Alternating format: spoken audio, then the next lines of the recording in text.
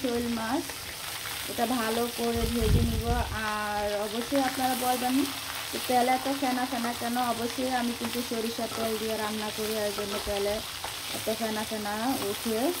আর সরিষার তেলের রান্না কিন্তু খেতে অনেক স্বাদ, অনেক মজা। বড় শোল মাছ নদীর বাজার থেকে কিনে নিয়ে আসলে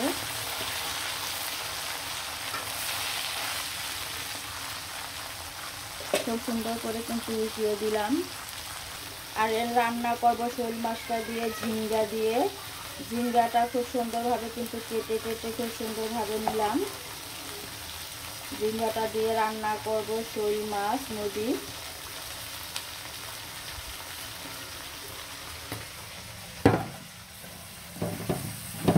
ঝিঙ্গাটা খুব সুন্দরভাবে কিন্তু ধুয়ে নিব। ধুয়ে নেওয়ার পর কিন্তু ঝিঙ্গাটা রান্না করব। আর এমনিতেই ঝিঙ্গাটা কিন্তু অনেক সুন্দর।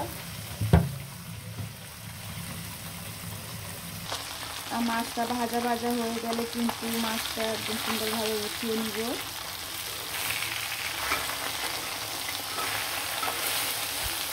আর এরকম টাটকা নদীর মাছ দিয়ে রান্না করলে কিন্তু খুব স্বাদ হয় খেতে। অবশ্যই যারা গ্রামে আছেন তারা কিন্তু এরকম স্বাদটা অবশ্যই নিতে পারেন। আর যারা শহরে থাকেন তারা নদীর মাছ খুঁজেও পাবেন না।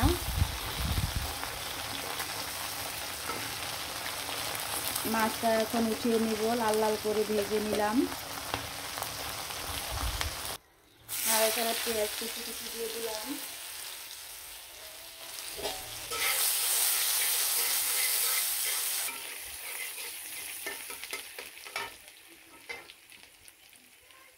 খুব সুন্দরভাবে মশলাটা কষিয়ে নিলাম, হলুদ মরিচ লবণ ধনিয়ার গুঁড়া দিয়ে।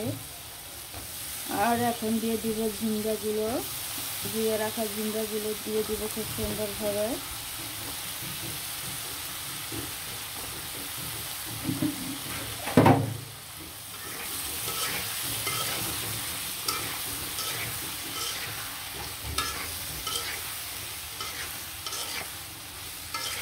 ঢাকনা দিয়ে ডেকে দিব সিদ্ধ হওয়ার জন্য।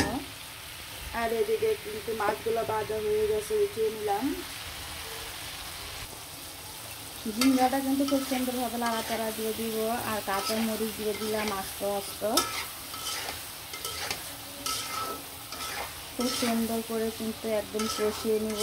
আর যত কষাবেন রান্নার স্বাদ কিন্তু ততই বেড়ে যাবে, ততই মজা হবে।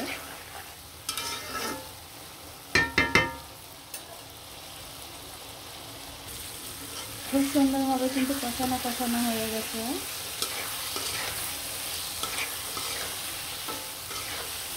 আর ঝিঙ্গাগুলোও কিন্তু খুব সুন্দরভাবে সিদ্ধ হয়ে গেছে।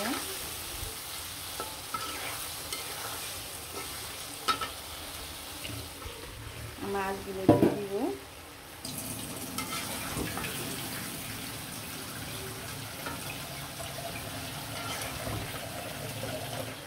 মাছগুলো দিয়ে কিন্তু পরিমাণ মতো পানি দিয়ে দিব। মাছগুলো দিয়ে দিলাম, দিয়ে ভালো করে পরিমাণ মতো পানি দিয়ে দিলাম। আর পরিমাণ মতো পানিটা অবশ্যই চেষ্টা করবেন দেওয়ার জন্য, রান্নাটাও যেন কমপ্লিট হয় আর পানিটাও যেন পরিমাণ মতো থাকে। আর খুব সুন্দর কালারটা চলে আসছে, দেখতে কিন্তু খুব সুন্দর লোভনীয় লোভনীয় দেখা যাচ্ছে। আর গরম ভাতের সাথে কিন্তু এরকম দেশি হইল মাছ দিয়ে ঝিঙ্গা রান্না করলে অনেক স্বাদ, অনেক মজা।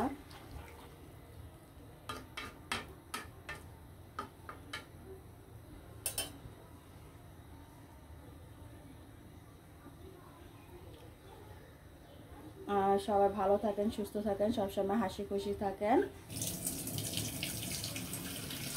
শরীর স্বাস্থ্য দুটোটাই ভালো থাকবে।